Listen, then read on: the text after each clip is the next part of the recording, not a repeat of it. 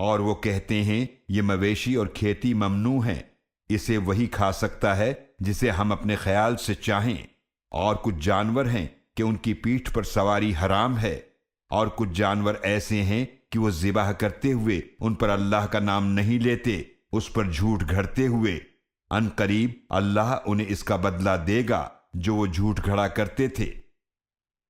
اور وہ کہتے ہیں کہ جو کچھ ان جانوروں کے پیٹوں میں ہے وہ ہمارے مردوں کے لیے خاص ہے اور ہماری عورتوں پر حرام ہے، اور اگر وہ مردہ ہوں تو وہ سب مرد اور عورتیں اس میں شریک ہیں۔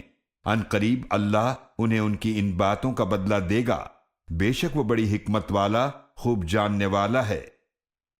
بے شک وہ لوگ نقصان میں پڑ گئے جنہوں نے اپنی اولاد کو قتل کیا بے وقوفی کرتے ہوئے لا علمی کی بنا پر، اور اللہ نے انہیں جو رزق عطا فرمایا اللہ پر جھوٹ باندھتے ہوئے انہوں نے اسے حرام کر لیا۔ یقیناً وہ گمراہ ہو گئے اور وہ ہدایت پانے والے نہ ہوئے۔